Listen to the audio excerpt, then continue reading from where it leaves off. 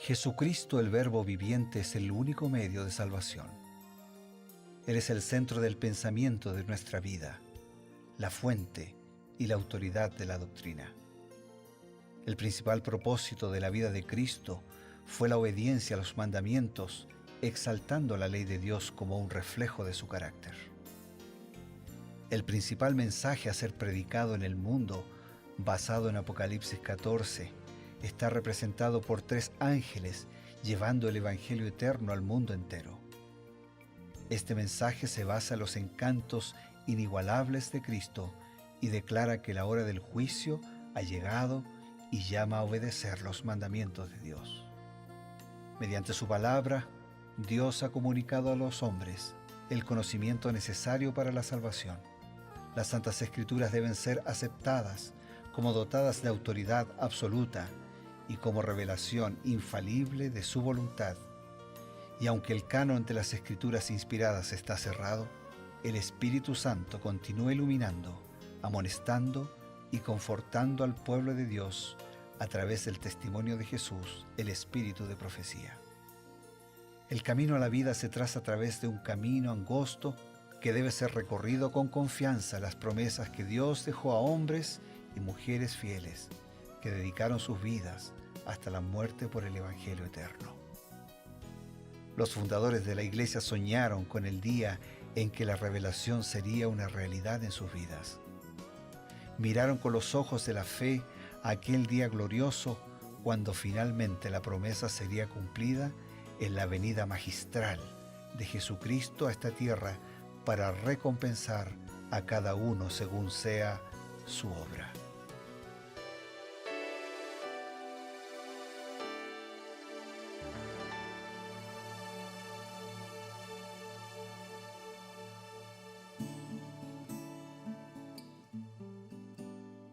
Queridos amigos, decirles que el Señor es un Dios paciente, un Dios misericordioso, un Dios tardo para la ira, grande en misericordia y en amor.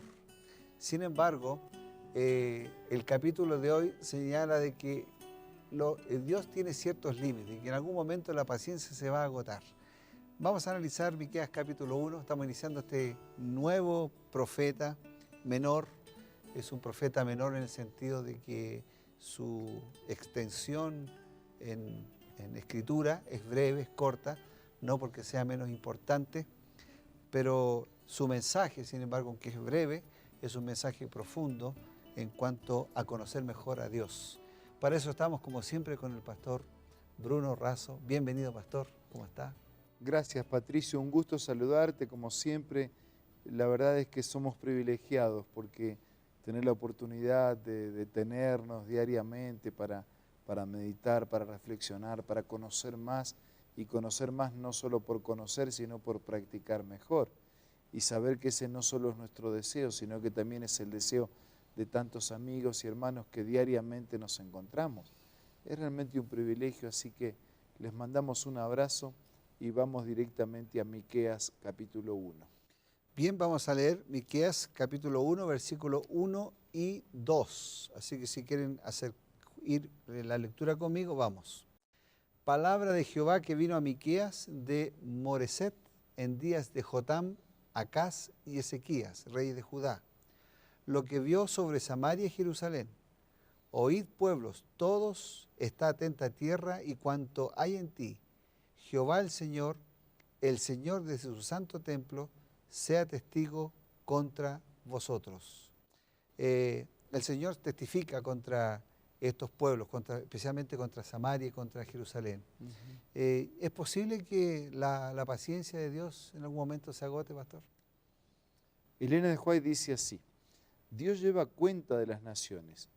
A través de todos los siglos de la historia de este mundo, los malhechores han estado acarreando sobre sí ira para el día de la ira.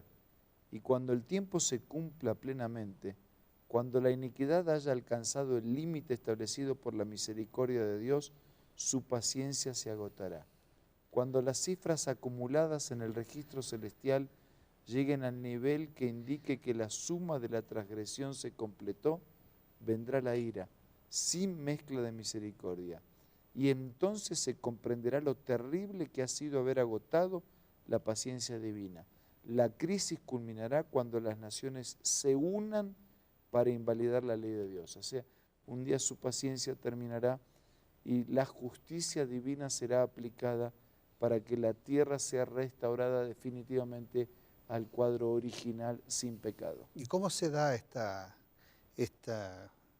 conflagración, esta unión de naciones para llegar a este punto de destruir la ley de Dios? ¿Es un movimiento religioso? ¿Es un movimiento político? La Biblia habla de suma, de poderes políticos y poderes religiosos.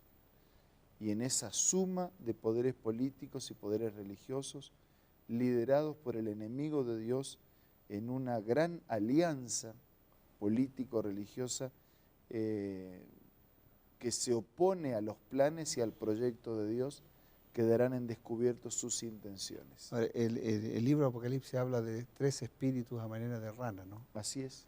¿Quiénes son estos espíritus?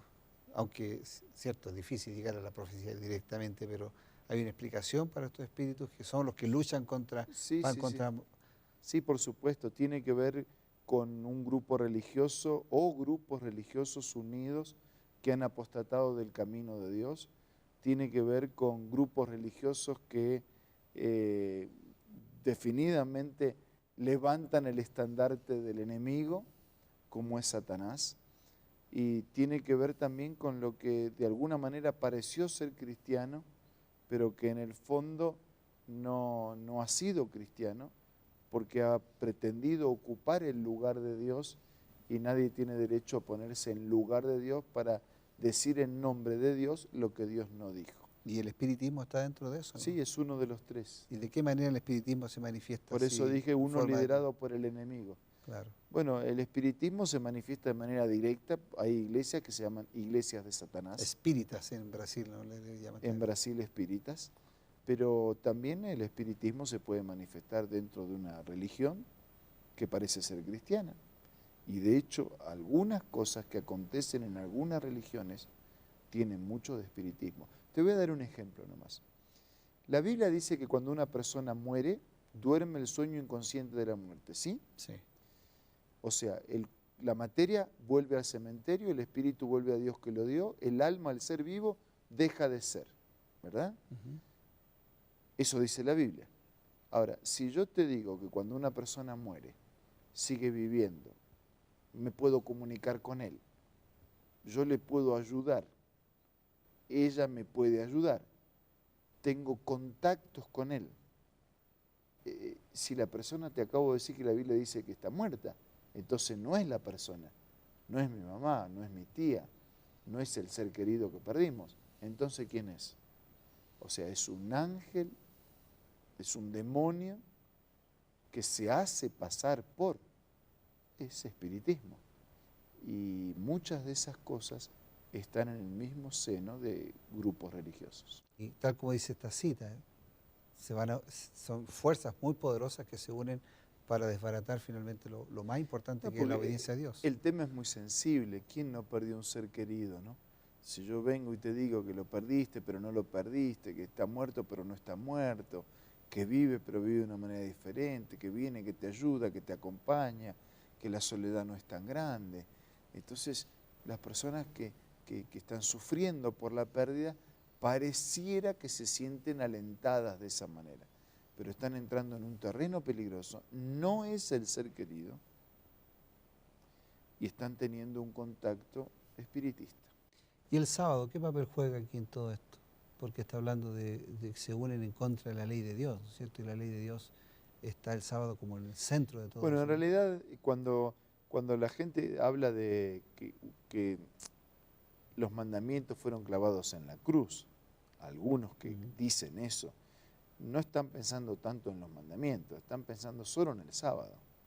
Los demás mandamientos como que de alguna manera mantienen su vigencia, pero el que tratamos de descolocar es el mandamiento del sábado. Y de los 10 mandamientos, el sábado es el único que contiene las características de un sello. Cuando habla de que hay que acordarse del séptimo día y dedicarlo para Dios, dice, porque En 6 días hizo Jehová los cielos y la tierra. O sea, el nombre Dios, Jehová. El cargo, creador. Porque en 6 días hizo Jehová. ¿Qué cosa hizo? Los cielos, la tierra, el mar y todo lo que hay. O sea, el universo. Entonces ahí tenemos el sello. Y Ezequiel también dice que el sábado es una señal entre Dios y los hombres para que sepan que Él los santificó. Cuando quitamos el sábado, estamos quitando el sello de Dios. Y fíjate, si yo quito el sábado, que me recuerda al Dios creador, estoy quitando el sábado, estoy quitando la ley, estoy quitando la autoridad de Dios, estoy quitando al Dios creador.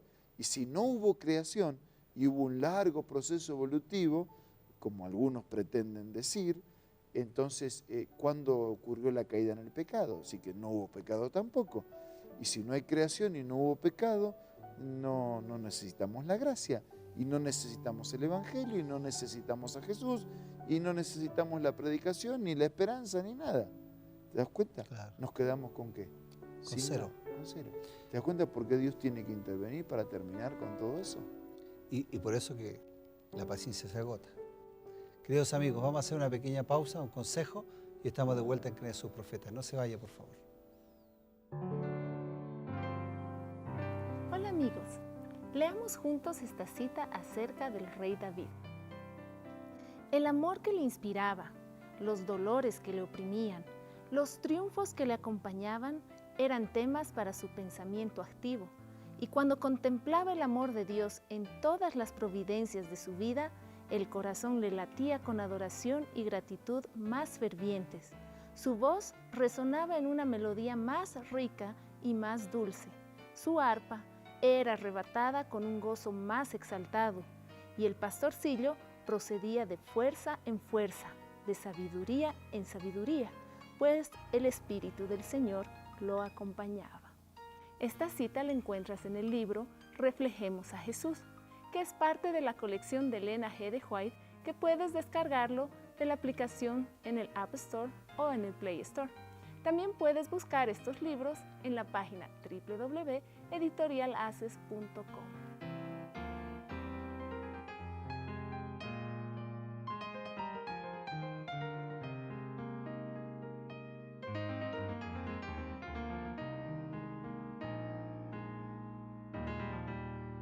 Estamos de vuelta en Creen sus Profetas. Muchas gracias por permanecer allí con nosotros para ir cerrando ya este capítulo número 1 de Miqueas. Sin antes ofrecerles, contarles de que como Nuevo Tiempo tenemos muchos cursos bíblicos. Tenemos Biblia Fácil, Apocalipsis, Estudio de Daniel, una serie de cursos que usted puede adquirir ahí si usted visita la página nuevotiempo.org. Y en la pestaña de Escuela Bíblica elige cualquiera de esos cursos que los puede bajar en PDF, inscribirse, etc. Cualquiera de ellos va a ayudarle a profundizar la palabra de Dios. Ahora, el consejo final, pastor. No, solo recordar la declaración de Apocalipsis cuando dice, sé fiel hasta la muerte y te daré la corona de la vida. No importa cuán fuerte sea la alianza, podemos todos unirnos, claro, en buena hora nosotros apoyamos que nos unamos todos, siempre y cuando nos unamos para hacer la voluntad de Dios. Ahora, unirnos para desobedecer a Dios, Apocalipsis dice, sé fiel hasta la muerte y te daré la corona de la vida. Y Pedro dice, es necesario obedecer a Dios antes que a los hombres. Ahora vamos a orar. Gracias, Señor, por la claridad de tu palabra. Ayúdanos y danos fuerzas para ser fieles, para obedecer tu palabra antes que las tradiciones o las mezclas, los discursos o las explicaciones humanas. Bendice a nuestros amigos y que todos tengamos la fuerza para hacer tu voluntad. Lo pedimos, agradecemos en el nombre de Jesús. Amén. Amén. Amigos y amigas, muchas gracias por estar con nosotros en este programa Creen sus Profetas. Siga la compañía de Nuevo Tiempo, canal de esperanza. Hay mucho más todavía que podemos ofrecerle para su vida espiritual, para su crecimiento espiritual.